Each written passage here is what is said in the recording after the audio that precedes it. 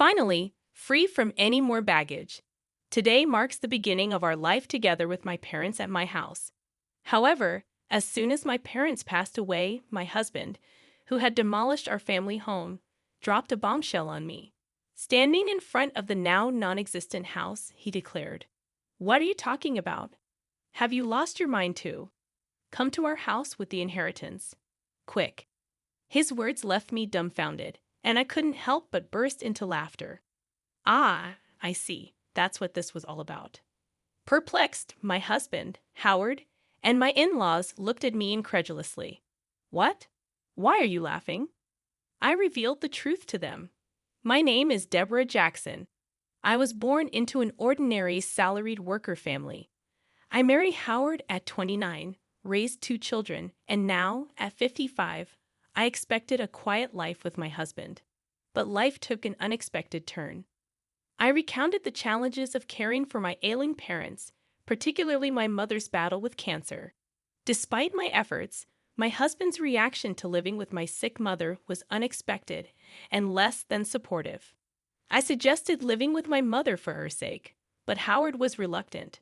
His complaints about meals, cleaning, and laundry were hurtful. Despite the challenges, we moved to my family home to care for my mother, even though Howard's initial attitude remained unchanged. As time passed, my mother's health deteriorated, leading to her hospitalization and eventual passing. Despite the emotional turmoil, Howard's lack of support during the funeral preparations left me deeply disappointed. In times like these, one wishes for their spouse's support. However, Howard was off to the side with his parents, not helping with the funeral preparations. Even during the funeral, he remained at the back of the relatives section. "Howard, I wish you would sit in the family area." I couldn't help but wish for the support that never came. When I suggested that Howard should sit with me in the family area during my mother's funeral, he responded, "No, I'm fine here. I'm not a blood relative after all." His mother, who was listening, interjected, "He's your husband, but not your mother's son, right? Howard is my son, so he's an outsider. An outsider, that's right. Howard's parents are just us. Deborah should sit in the family area alone." Even his parents echoed the sentiment, stating that Howard should not be in the family area. While seating arrangements for family members may vary by region, in our area, it's customary for sons-in-law to sit in the family area. Predictably, with Howard not in the family area, distant relatives started whispering and speculating about our relationship. After the funeral, we returned home with my brother's family, children, Howard, and his parents. Despite their insensitive remarks, I thanked Howard's parents for coming and served them coffee. However, their callousness reached new heights when they casually remarked about the condolence money being tough on them, implying relief at the end of the financial burden with my mother's passing. Stunned by their words, I forced a smile and left the room. Overhearing Howard and his parents' conversation, I learned more about their true feelings. Howard complained about living with someone else, and his parents joined in mocking me. It wasn't the first time. They had always been disrespectful, even during our marriage.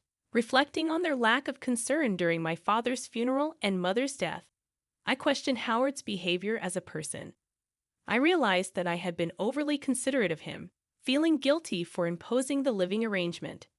Angry and resentful, I silently listened to their laughter and chatter. Later, in a conversation between Howard and his parents, they openly disapproved of my defiance regarding my mother's belongings. When they tried to take my mother's bag, I firmly refused, stating my intention to distribute her keepsakes among family members later. This led to a heated argument, with Howard and his parents leaving angrily, labeling me an outsider. Despite explaining the situation to everyone, Howard didn't return home for some time. When he finally did, he surprised me by showing concern and suggesting a trip for me and the kids, even providing travel vouchers. Though unexpected, I couldn't help but feel a mix of emotions, including gratitude and confusion, at this unexpected gesture from Howard. I wonder if your father felt guilty. I said with a laugh as I decided to gratefully accept the travel vouchers from Howard. Well, I'll beat off then. Yeah, take your time. Since you're at it, stay over at the kids' places, Howard suggested. I can't be away that long, I replied. Just go. I'll relax at my parents' house. Don't worry about me, Howard said, sending me off with those words. Julia was happy to have me over. So before the trip, I visited Julia's and then Luke's homes, having been unable to visit while caring for my mother. I helped out a bit by making and freezing some meals for them. Mom, you don't get to relax at all, but thank you. It really helps. They both expressed gratitude for my home-cooked meals. This was all thanks to Howard's suggestion. Then came the long-awaited trip, and I spent a relaxing time at the hotel with my children. It seemed to heal much of the fatigue and sorrow from caregiving and losing my parents. I was away for nearly a week, but both kids returned to their homes with bright smiles. That was fun. We should thank Dad once in a while, Julia suggested. Really? Once in a while? But I wonder if he's up to something, I laughed, half-jokingly. Don't say that. Your father must have had his reasons, Julia replied. I laughed as well, planning to share the memories with Howard and start afresh in our married life. However, upon arriving home, I was at a loss for words. What's going on? The house is... I looked around in confusion, checking my location. Despite being a familiar place, our family home was gone. Then Howard appeared from nowhere, with his parents behind him, smirking at my dumbfounded expression. Howard, what's the meaning of this? I asked. Howard, like his parents, replied with an eerie smile. Finally, the baggage is gone. From today, we'll be living with my parents at my house. What are you talking about? I retorted calmly to Howard's arrogant statement. Then Howard spoke. Lost your mind? Your family home has been demolished. Come to our house with the inheritance. Already, everything you inherited belongs to Howard. I realized what had happened. The disappearance of my house was Howard's doing, all for the sake of inheritance. Despite being overwhelmed with frustration and sadness, I couldn't let Howard have his way. No way, I thought to myself. I burst into laughter at their smirking faces. What? Why are you laughing? What a strange woman. Has she gone mad? My mother-in-law looked at me as if I were something eerie. I faced them and spoke up. Don't you guys know? Know what? I then said to Howard, first of all, I didn't inherit a single penny, so there's no inheritance. I started laughing again after saying this. Maybe they thought they had become rich through inheritance. Their wild imaginations and actions were simply laughable to me. What do you mean? Explain yourself? Howard demanded an explanation, but I remained silent. I thought there was no need to enlighten them before that. I'm not going to live with strangers. If you want to live together, do it alone. Ignoring Howard's question and rejecting his initial proposition, my mother-in-law flared up in anger. You helped with your parents' household, but you won't do ours. You know why I did that, right? I agreed to live together, didn't I? I said we didn't need to live together, but you chose to do so because you didn't want to do housework. My rebuttal left Howard and my mother-in-law biting their lips in frustration. And demolishing my family home on your own. There are things you can and can't do. I yelled at them on the spot, then left the scene. Behind me, Howard's voice called out, Where are you going? However, I didn't turn back. I had to secure a place to sleep for the night, and I didn't want to see Howard's face. I immediately consulted a lawyer. It couldn't be that easy to demolish a house. The house was still in my mother's name. When I wondered which company had taken the job, an unbelievable truth came to light. Howard and my father-in-law had directly demolished the house themselves. They had meticulously prepared, enlisting the help of acquaintances from my father-in-law's demolition company and renting heavy machinery. Moreover, they had given me the travel vouchers to drive me out. The realization of being utterly deceived brought tears to my eyes and filled me with frustration. Is there any way to punish the three of them? I asked the lawyer through tears, and he smiled kindly. Your husband, who demolished the house registered under your mother's name without permission, can be charged with criminal damage and sued for compensation. Let's start by demanding a proper apology from your husband and his parents." I nodded at his words, and the lawyer promptly started the proceedings. A few days later, an irate call came from Howard. "What's this letter of demand about?" "Oh, you received it. Since you destroyed our important house, you'll have to compensate for it." Compensate. I told you we were moving into the family home. I demolished an unused house for you. You should be grateful, not demanding compensation. Just bring your inheritance and come back home. Howard arrogantly insisted. Grateful for being demolished? Really? And about the inheritance coming home? There's none to bring since I didn't inherit anything. I shouted back over the phone. Howard fell silent, seemingly stunned by my outburst. The reason I laughed when the house was demolished was precisely this. I had a whole year to spend with my mother. It was obvious we would have discussed the inheritance. Then I said, I don't need anything. Give it all to my brother. Thus, all cash and securities were inherited by my brother. He said that I should get the house since he lived far away and couldn't manage it. If I wasn't going to live there, it could be rented out to someone else. That was the plan for me to inherit the house anyway. Either you and your father restore the family home to its original state or pay the amount written there. This amount, I'm being kind enough to suggest a settlement. If you can't pay, I'll file a police report and sue you, I spoke firmly. Sorry, I didn't think you'd be so angry. Of course, Howard replied. I'm angry. Howard began making excuses. He thought that as long as the family home was there, he couldn't live with his parents, especially since his father had always wanted to live with us. My father-in-law was fond of Luke and seemed to have wanted to live with him.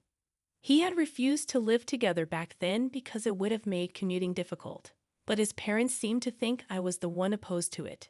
So it turns out that Howard had convinced his parents to agree to this plan by demolishing my family home and making them believe I would move in with the inheritance. But even knowing this now, there's no way I can forgive it, so please forgive me. I didn't mean any harm. Dad is remorseful too. If he's truly remorseful, then he'll agree to the settlement. I said this and hung up the phone. Howard kept calling me and sending messages to apologize. If you're sorry, then hurry up and transfer the money. I pushed Howard away with these words. I knew our family home couldn't be restored, but there was no other way to alleviate these unbearable feelings. Afterward, I stayed at Julia's house. My brother's family and my children knew about this. Even though my brother must have been angry about our family home being demolished without his consent, he said, I won't interfere, but I'll lend a hand. Do what you think is right, Deborah. Everyone condemned Howard's actions and supported me. A month passed without any payment for the damages or compensation. During that time, there was no contact from Howard. I couldn't keep relying on Julia's hospitality forever. I wanted to receive the money soon and at least establish a stable living situation. But contrary to my wishes, something unbelievable happened. It was revealed by a comment from Julia. This apron looks a lot like Grandma's, she muttered while showing me her smartphone screen. I was shocked when I saw the screen. It was a product page on a flea market app. The item Julia thought resembled my mother's apron was a unique piece I had made for my mother. What? This is Grandma's apron. I made it, so there's no mistake, really, Julia said and hurriedly checked other pages. The seller seemed to have registered recently, with no transactions or ratings yet. As I checked the content of the nearly 30 items listed, I was shocked to find that they all belonged to my mother. I immediately realized it must be Howard's doing. No one else but Howard, who had demolished the house, could have taken my mother's belongings. I called Howard right away. What's this about the app, Howard? Howard responded, sounding annoyed. Thinking he was playing dumb, I'd angrily confronted him. Don't play dumb. You're selling Mom's belongings, aren't you? Cancel the listings right now. Howard sounded panicked as he replied, What? No, it's not me. Who else would do such a thing? I'm coming over to get everything back. I hung up and immediately went to Howard's parents' house with Julia. Upon arriving at Howard's parents' house, I immediately called out to Howard. He came out to meet us at the entrance, where I confronted him. "I don't know anything about it," Howard said. "Dad, tell the truth." Julia, supporting me, also pressed Howard for answers. He was visibly flustered. While this was happening, Howard's parents, perhaps realizing we were there, showed up too. "Oh, Julia, you're here?" She smiled happily upon seeing Julia. Julia, clearly upset, spoke to her grandmother. "Tell Dad to tell the truth. The truth. It seems like Dad is selling the stuff Grandma passed away." With hearing this, my mother-in-law laughed. Howard looked troubled and kept repeating, "It's not me." Then my mother-in-law spoke loudly. "Howard's selling them? That can't be true." But because I'm the one selling them, I felt the blood drain from my face at her words. Howard must have known. He looked at his mother with a "this is bad" expression. Julia was stunned, but my mother-in-law seemed cheerful. "What did you say? It's quite a task, you know. Packaging has to be done carefully, and the photos need to be taken well." She talked about the app as if it was a fun hobby, not realizing she was selling stolen items. I struggled to contain my anger. "Cancel the listing. That's not something Grandma can just sell." Julia, red-faced and teary-eyed, appealed to her grandmother, but my mother-in-law seemed displeased. "What's the big deal? I found a fun hobby. I use what I can, and the rest makes a nice little income. It's good for preventing dementia after all. I'm the only grandma left. And Julia, you want me to stay healthy and live long, right?" My mother-in-law said this nonchalantly. It was clear she wouldn't listen to our pleas. "But if talking won't work, we'll have to take action. Let's go home, Julia." "But it's okay." I left the house, dragging Julia with me. And so I rushed to the police station. I had not planned to file a report about the house being demolished, but theft was a different matter altogether. When I reported the theft and unauthorized sale of my mother's belongings to the police, they promptly took action. The flea market app company cooperated, and my mother-in-law's account was suspended. This ensured that no more items would be sold. On my way back from the police station, I called Howard. "I had your mother's account suspended. You knew about this, didn't you? You're complicit." "No, I've filed a police report. Please cooperate with the investigation." Howard became frantic at my words. "What? We're family, aren't we? Please withdraw it. Strangers, right? I still haven't received any compensation or damages for the house being demolished, and I see no remorse from you." I was angry, and Howard was at a loss for words. But I am not heartless. Despite everything, I had shared a life with Howard for a long time. Sighing, I realized that there might still be a long road ahead to resolve all these issues. I said I'll wait for the money, but I won't forgive the theft. Everything must be returned. And Howard, your father looked very ill. Has he been to the hospital? What? I'm not heartless, so I'm just letting you know. I said this and hung up the phone. I had seen my father-in-law earlier, and he hadn't spoken much. He was much thinner than when I last saw him a few months ago, and his face was pasty and unnaturally dark. It was clear that he was not in good health, but I doubted that the family had noticed. My mother-in-law was nonchalantly trying to sell stolen items, and Howard was only bold towards me. That parent and child simply lacked any sense of consideration for others. The next day, my father-in-law called me. I thought he might thank me, but it was the exact opposite. "You're treating me like a sick person, planning to dump me in a hospital to get rid of me, huh? I have to protect Howard and your mother from you. I'm not going to any hospital," he scolded. I was concerned for him, yet this was how he responded. "I apologize if it was out of line. I was just concerned, I'm not weak and short-lived like your parents. Don't patronize me." I was angry at his words, but a few days later, he apparently felt unwell and went to the hospital. The diagnosis was terminal cancer. Howard called me in a panic. "Dad has terminal cancer. What should I do?" I snorted. "That's none of my concern. Remember what you said when I suggested the hospital. You said you're not weak and short-lived like my parents. Deal with it yourself. How can you be so heartless? Who's the heartless one? Did you ever say a kind word when my mother was sick? Reflect on your own actions. I said this and ended the call. As expected, my father-in-law passed away not long after. As a human being, I didn't want to harbor negative feelings towards someone who had passed, but recalling all that had been done and said, I couldn't shed a single tear. After the funeral, a will was found. Despite his claims of not being short-lived, my father-in-law had been thoroughly prepared. The house is to be inherited by my grandson Luke. The rest of my estate is to be divided between my wife and eldest son, it stated. I was surprised to see Luke's name. My father-in-law had always favored Luke, expressing a desire to live with him. Now he must have wanted Luke to live in the house even after his passing. For Luke, this was an unwelcome burden. Renounce the inheritance. You don't want that house, do you? I told Luke, but he was actually pleased to inherit the house. Inheriting the house would only mean paying inheritance taxes, with no real benefit for Luke. However, if he was happy with it, it wasn't my place to say anything.